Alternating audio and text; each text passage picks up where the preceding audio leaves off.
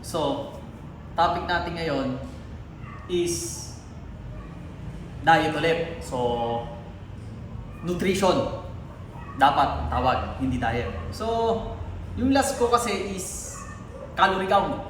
Ngayon, ang itatakal ko naman is yung sumisikat na keto na tinatawag nila. So, keto in short. So, keto diet tayo ngayon. So, mag-i-start na ako. Niready ko ulit yung bulletin board ko sa likod. So, sinulat ko na siya. Nakita ko na. Yan. O, pinakita ko na. Nakalista na dito yung nutrition, diet, keto. Oh! Coach, Sergey, ba't nalagay ka na sugar tsaka salt? May science dyan. Kailangan ko ilagay yan dyan mamaya. Yun yung sinasabi ko sa inyo na may mali sa sirkulasyon ng world market na hindi ko pwede sabihin dun sa calorie count. Last time, sinabi ko lang na kailangan may mag-comment na 10 para mas malalim yung sasabihin ko when it comes to general knowledge sa dalawang to. Pero dito may sasabihin akong general knowledge. Ilalabas ko siya dito. Pupunta tayo ngayon ng keto. Ang pagkakaintindi ko sa keto, yung ginagawa nila sa Pilipinas is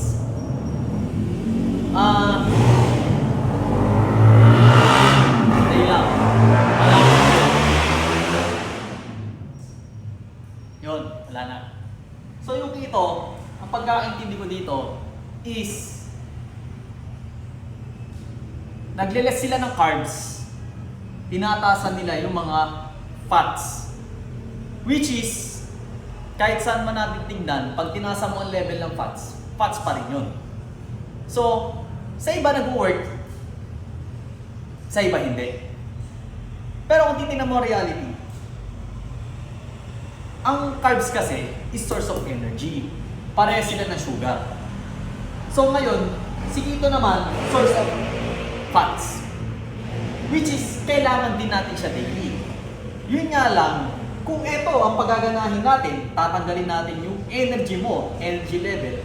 Sabi ko nga sa inyo, parang IF din yan, intermittent fasting, na ginagawa ko, pero alam ko kung paano siya gawin. So hindi ko siya pwede sabihin sa inyo. Sinabi ko lang yung details na specific na tamang gawin o dapat ginagawa ng IF dun sa last topic ko. Ngayon, parang keto rin yan. Kung iintindi nyo, logic lang yan. Parang calorie count din to kung titingnan mo. Kung maiintindihan mo at ganun kakagaling mong intindi, kung makikita mo yung mga variable nila. Kaya nga ini-explain ko sa inyo para maintindihan nyo. Kasi yung iba talagang hindi talaga maintindihan to. Mapapansin nyo, sa Pilipinas, sino ang nagturo ng keto, na ginawa ang keto? Pumayat ako. Nag-less ako ng 10 kilos in a matter of 1 month.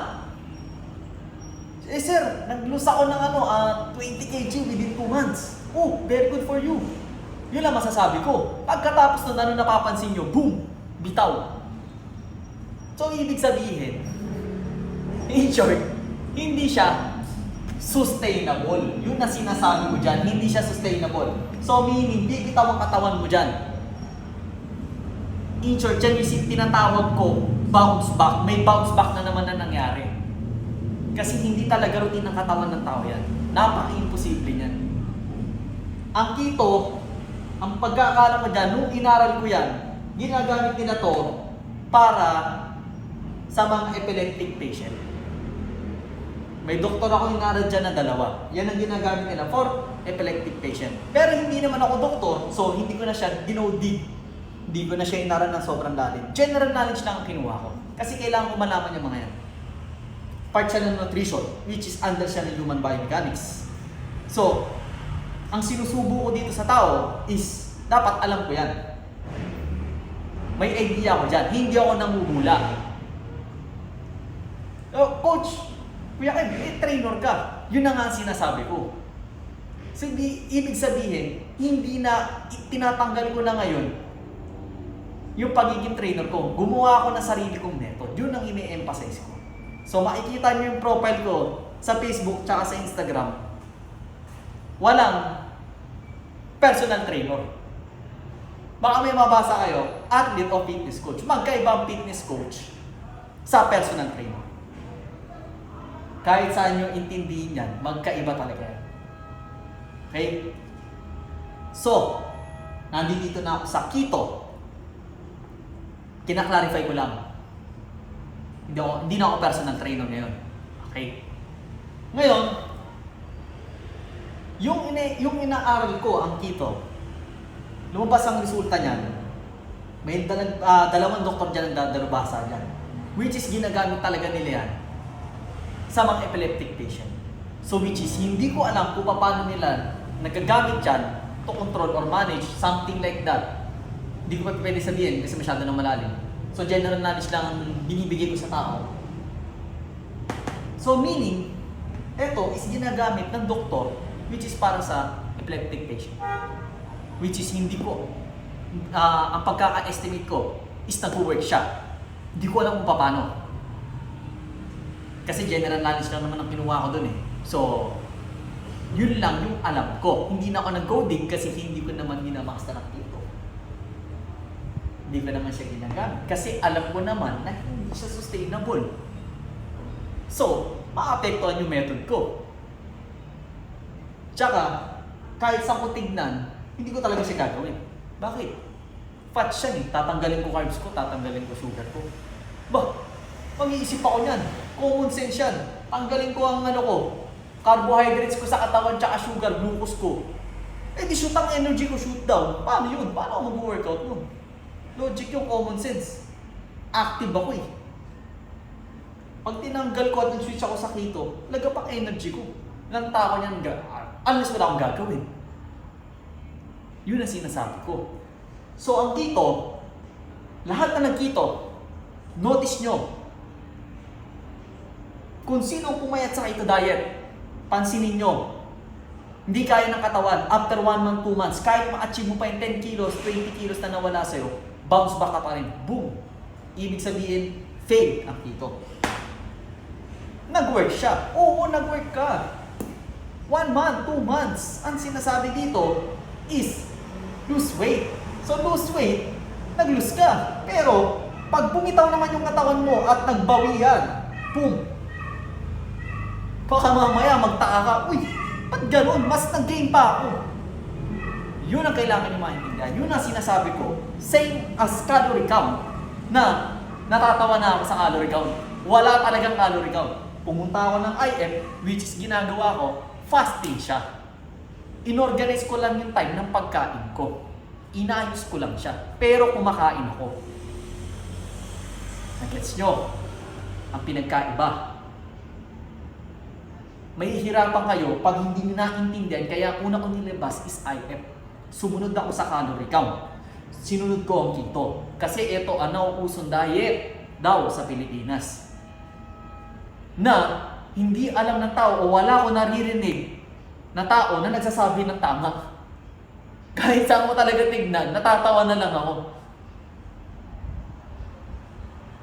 Ngayon, sinabi ko na yung totoo behind the keto. So kahit search nyo yan,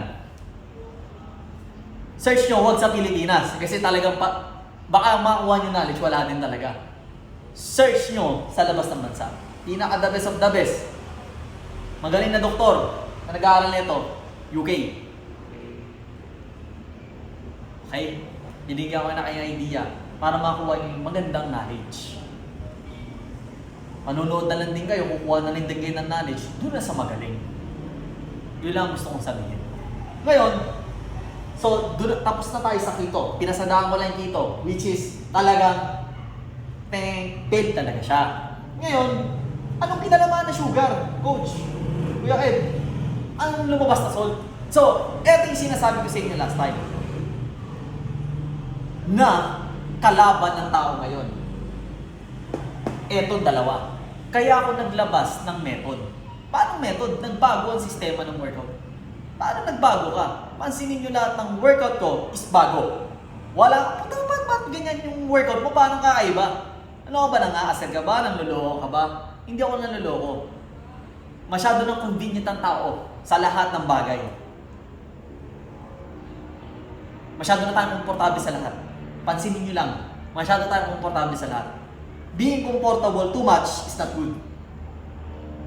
So, ako ina-advocate ko yung method ko. So, ewan ko kung baka mamaya may sabihin, ay, nagaya mo yan sa ibang bansa, ganyan. Sigurado, panoorin mo muna yung workout ko. Hindi ko pa nilalabas lahat. Baka sabihin mo ba, ilabas ko, baka magulat ang tao, ay, okay, so hindi mo ginagaya. Katulad hindi ko gagayahin yan. May mga bagay na gaya-gaya lang tayo. May sariling originality. Kaya nga biomechanics ang inaral ko. 2 biomechanics. Nagets nyo ba sinasabi ko? Malalim ang human biomechanics at biomechanics ng sports. Ang exercise is sangay lang ng biomechanics ng sports. Dahon lang. Dahon ng exercise. Ang layo na ng inaaral ko. So, pupunta na tayo sa sugar na sinasabi ko. Ito yung pumapatay na sa atin sa tao. Ito ng realidad na pumapatay sa tao ngayon. Paano mo nasabi yan, Kuya Kev? Coach Kev? So, kung papansinin mo, bakit tayo may tumataas ang BP mo? High blood. Common na sakit ng tao ngayon. Huwag na tayong lumayon sa Pilipinas. Kahit kunin nyo pa ang details ng DOH o kaya WHO sa Pilipinas, ang lalabas 3. Maniwala kayo sa akin dito. Sugar, heart, mga kolesterol. Yan ang tumataas sa atin.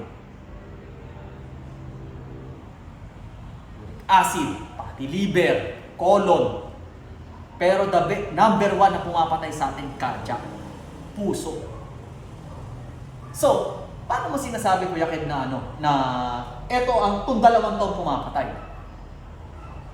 So, nung inaral ko yung human biomechanics, ang lalim kasi, nagdig ako na malalim. Inaral ko yung pinaka-the best na professor. So, kailangan mo sinantibang, hindi lahat ng sinasa. Parang libro yan. Sa 100 na page, baka makakuha mo lang dyan, 1 page lang na puro tama, pinagsama-sama mo pa yung mga salita. Nagets nyo? Hindi lahat na naririnig nyo, nakikita nyo is tama. Sinasabi ko sa inyo totoo. Ganyan din sa libro. Sinabi ko sa inyo, yung calorie count system, na-programize nila yan. Na-organize ng perfect yan. Ganun din ang libro. Simula grade 1 ka hanggang high school ka, naka-program na yan. Maniwala kayo sa akin. Hindi ko siya pwede sabihin. Pumapasok siya sa consultation mo kung bakit ko ito nasasabi. May nalaman akong malalim na mas malalim pa sa malalim. Kaya, tinigilan ko na ang pagiging trainer. Masakit man sabihin, trainer ka na lang. Kahit magpasa trainer ka pa rin. Wala ka nang nag-aral ng katulad ng ginawa ko. Wala akong nakikita. Mag-improve tayo. So, usapan dito is fitness. Ang usapan dito is mas malalim pa. Ano ba ang ginagawa ng trainer sa inyo? So, ibig sabihin, tinitrain ka para pumayat, lose weight, para maging fit ka. Okay. May narinig ba kayong para ang trainer is sabihin sa'yo is maging healthy ka? Ako, ang ginagawa ko, paano tayo papasok sa lose weight training? Paano tayo i-train? So, una pa lang ginagawa ko, walang workout. Consult ka muna sa akin. May aayusin ako. Bakit? Foundation. Ayusin mo foundation. Ano ba foundation? Hindi workout. Maniwala kayo sa akin. Isa lang masasabi ko sa inyo. Yung foundation na yon, pag narinig nyo, magbabago ang lahat. So, yung foundation na sinasabi ko sa inyo, lahat ng lumalabas na nutrition, diet, sakit, lahat is ginawa nila ng prevention. Workout, prevention yan. Ngayon, ako, pumapasok ako ngayon, ang inaaral ko ngayon, ano ba root cause? So ako, pinipigilan ko yung root cause. Ano ba root cause? Doon ako pumapasok. Kung ano yung root cause. Hindi yung prevention. Gets nyo? So, prevention is better than cure. But hindi nyo ba narinig dun sa salita na yun, what is the root cause? Magtaka kayo. Ako, dun ako pumasok. Ano ba? Ang dami ko kasing tanong, kaya yun ang minamaster ko. Walang makakasagot sa akin sa Pilipinas, napaka-imposible. Wala talagang makakasagot. So, ako nag-aral ng sarili ko. Uubos ako ng oras dyan. Araling yung pinakamagagaling. So, yun ang nakuha ko. Pinagsama-sama ko sila, kumuha ako ng sarili kong method. Yung method ko na to is napaka-simple. Pero, sa iba, ang lalim. Hindi nila magigets talaga. Bakit consultation ang sinasabi ko dito? From the beginning. Mali ang pundasyon, going up, mali yan. Babagsak ang building pag mali ang pundasyon mo. Pag matibay ang pundasyon mo, matibay lahat yan, hanggang tok-tok yan. Kahit tanungin yung engineer. Alam nila yan. Ngayon, sugar ang pumapatay sa tao, salt ang pumapatay. Lahat ng mabibili mo sa mall, kahit saan, grocery pa yan, basta naka-package, may nabasa kang calorie, sigurado ko pupusta ako sa'yo, na-process na yan. May kasamang sugar yan, o dalawa lang yan. Sugar tsaka salt. Di ba kayo nagtataka? Ito yung nasa calorie count last time. Kaya ko siya nilabas. Kaya ko ito pinasok ngayon dito. General knowledge lang to, pero sa iba hindi ito naiintindihan. Kung hindi nyo ito naiintindihan, kumuha na kayo ng notes nyo. Baka ito, matulungan kayo nito. Sugar, may tinatawag tayo, way back pa tayo. Layo na tayo, balik tayo kahit mga 100 years ago. Kasi ako, 35 pa lang ako. Paano ko ito nasasabi? Hindi ka naman buhay ng that time Kaya nga inaral ko, bumalik ako Kasi alam ko sigurado ko, way back, may sagot. Kasi present na to nangyayari na So ano ba yung pinagmulan? Aralin yung pinagmulan. Kahit na anong libro babasahin ko, hindi lalabas ang sagot yan. Yung mga nag-aaral na doon ako pupunta. So yun ang ginawa ko. Ngayon, lahat ng pagkain natin, na-process lahat yan. Lahat ng mabibili mo sa mall. Siyempre, punta ka ng grocery, lahat naka-packaging, importation, exportation, na-process yan in short. Process talaga yan. Paano mo nasasabi yan, coach? Tingnan nyo label. May label yan, may calorie count dyan. Dito pa magtataka, may expiration pa. Ang tagal. So, ano nilagay nila? Preservative, natural, common sense yun. Yung preservatives na yun, kung aaralin mo, o lahat ng pagkain na mahabang lifespan contains preservative. Maniwala kayo sa akin. Frozen goods. Isda. Meron yan. Nilalagyan na nilang preservatives yan. Kaya nga may expiration date Hindi ba nagtataka? Punta ka sa mall. Bili ka ng cream dory. Expiration yan. Gets nyo? So, ano ba yung may mga expiration? Lahat. Chocolate. Ang dami. Punta ka sa mall, makikita mo lahat may expiration yan. Na-process nila ang lahat. Ang pinapahiwatig ko dito, from the beginning, hindi pa ako pinapanganak, na-organize na nila. May kalaban tayong malaki dito. Ang kalaban natin dito, hindi na yung kasi may kultura tayo may pagkain tayo, culture yan. Kahit saan nga pumunta ibang bansa, syempre kakain ng tao. Natural yun. Common sense yun Tradition natin yun kumain tayo. Natural. Kahit pumunta ka Italy, pizza. Punta ka ng Japan, sashimi, sushi. Ang dami mga tradition US, burger fries. Ang dami. Punta ka ng Middle East, may mga ano sila, kebab, kung ano-ano. So ang dami mga mix. China naman, noodles. So ang dami. May kanya-kanyang tradition tayo. Ngayon, ang sinasabi ko dito is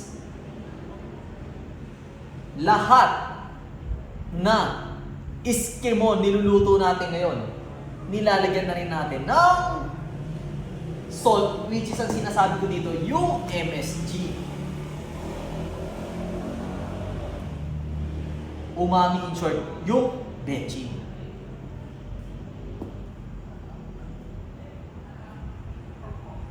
Yung bechin, preservatives, naglalagay sila niyan. Naglabas ako ng sample. Ito, ano ba to? Nova. So, Nova. Hindi ako kumain nito nakita ko lang to sa rep dito sa gym. Kung titingnan mo ang ingredients ng mga to, nutrition facts na lang makikita mo Oh, dami saturated fats, trans fat, cholesterol, sodium, total carbohydrates, protein, vitamins A, vitamin C, calcium, iron, dami. Nakalagay. Pupunta tayo sa ingredients. Mapapansin mo dito, yung mga sign ng iba is hindi mo na mabasa. Hindi mo na nga ma-recognize. Ano ba yun? O, sige. Bibigyan natin yung katulad ng sunset yellow, FCF, monosodium glutamate, yung tinatawag natin na MSG, disodium inosinate, disodium glutalate, seasoning vitamins, spices, anti-caking agents. So, ang dami nakalagay na hindi ko na alam kung anong meaning nito. Silicon dioxide, tricalcium phosphate. So, ang dami. Imagine, alin yung mga sinabi ko na hindi ko alam. Yung iba, alam ko na ingredients talaga siya. Pero yung iba na sinabi ko sa inyo, hindi ko siya mabasa. So, meaning, yung kinakain nyo, hindi nyo na binabasa. Kinakain nyo na lang siya ngayon. So, paano mo nasabi yun? Ano bang pahiwatig mo doon, Coach Kev, Kuya Kev? Sample lang ito. Naman nito, sodium. Pag kumain ka nito, mapapansin mo, nauuwaw ka. Kumain tayo Pringles. Kumain tayo ng chips. Pag kumain ka, hindi mo ba napapansin na uuwaw ka? Bakit? Ang sarap. Kumain ka ng gulay. Fresh na gulay, nagluto ka, pakbet, chop suey. Ang bagay mo kumain. Pagdating sa mga chips, na may ganyan, ang bilis mo kumain. Hindi ka ba nagtataka? Isipin niyo mabuti yan. Inom lang ako ng tubig. Ano naiisip niyo? So, ang sinasabi ko dito, kinukuha nila yung mga dry kasi ito yung mga chips na is dry. So yung sodium, when it comes to taste buds ng tao, sinanay na tayo dyan. Dati pa, bata pa lang tayo, sinanay na tayo sa ganyan. Paano mo nasabi yan? Pansin yung mga hinahalo nyo sa mga pagkain na binibili nyo sa mga grocery. Karamihan dyan, parehas lang ng label na ito. Yung mga seasoning mix, pampaasim, pampaganito, pampaganyan. Meron niyang ganyan. Binasa ko na yan. Yung iba dyan, sinearch ko. Nagulat ako sa nalaman ko. Kaya ka, yung naglalaway yung panlasa mo, ang combination mo, minsan, pag kumakain ka ng mga chips, ang hinahanap mo, boom! Soft drinks. Soft drinks ako. Sinampulan ko na kayo para sureball tayo. Hindi na ako pupunta sa rep. Ngayon, may logic to. Ang ganda, ang galing ng processing nila nito. Galing ng marketing strategy. So, babasahin ko ngayon yung ingredients nito. Carbonated water, sugar, agnulan, citric acid, natural flavor, daw. Okay. Acidity regulator, sodium citrate, preservatives, yun na, lumalabas na, iniisa-isa na.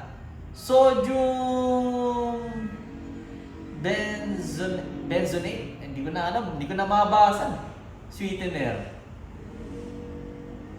asulfate, K, and sucralose. Hindi ko na alam, hindi ko na mabasa. Ang lalim na ng mga nakasulat. Yun yung pinapaywatig ko sa inyo. Yung mga ingredients na nilagay nila sa mga processed food. Eto yun. So, kahit anong gawin talaga natin, kahit mag-IF ka, which is ako, ginagawa ko yung IF. Nire-recommend ko yan. Hindi ko pa pwede sabihin sa inyo kung paano ko siya ginagawa. Sikreto ko yun. Mahal ko ba sa katawan nyo, kanya-kanya tayo ng katawan. Aralin nyo kung paano nyo makukuha yung perfect sa inyo. Keto, yung pangalawa na tinakil ko nung last time, calorie count. So, calorie. Hindi ko na lalagyan ng count. Gugulo lang eh. IF, calorie count, keto. Ngayon, kahit anong gawin natin sa mga to, hindi natin maayos ang problema. So, ano ba problema? Yun yung pinapaywatig ko dito. Punta muna tayo sa foundation. Para malaman ng tao kung ano ba talaga yung pinagmumulan. Para may idea kayo kung ano bang dapat nung gawin. I-gets nyo? Kasi kahit na talaga mag-workout tayo ng mag-workout,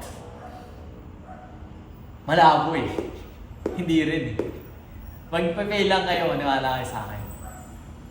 Yan yung sinasabi ko na foundation ng mali. Kailangan itama natin yung foundation from the beginning na sinasuggest ko sa tao. Mahirap i-explain sa tao kung hindi mo ma-utilize ang variable ng mga to na i-explain mo sa tao o yung nagko-consult sa'yo kung paano mo sasabihin itong mga to. Kasi gugulo yan pa nagkamali ka. Na which is, dapat yan ina-adapt mo yan. Alam mo sa sarili mo kung paano siya ginagawa. Na I think, wala siguro nakakalam sa Pilipinas nito. Mahirap maging one-sided sa mga to. Ako, kaya ko itong gawin. Anytime. Pwede. Pero ang iisipin ko ba, tatagal ba ako dyan? Alam mo na routine yan. Iba dyan, ginawa ko na. Useless. Bounce back nga, hindi balik eh. Boom! Magpipay lang katawan mo, babounce back ka lang. So, ang ginawa ko, inayos ko foundation ko. 5 taon ko nang hawak yung weight ko. Naglalaro lang ako sa 3. Na-master ko na body weight ko. May science yun. So meaning, hindi ako nakatingin lang dito. Gumawa ako ng sistema ko. Inayos ko yung sistema. Ano ba yung perfect? Kaya nga 2 minaster ko eh. Biomechanics, human biomechanics, biomechanics ng sports. Magli-link yan. Hindi ka pwede tumingin sa isa lang. Kailangan balance yung 2. Yun yung sinasabi kong word. Balance. Balance dapat. Ngayon, sinabi ko na sa inyo yung general knowledge nito at nagbigay ako ng konting background sa sarili ko. So, I think sana nakatulong ako sa inyo ngayon. So, doon muna tayo.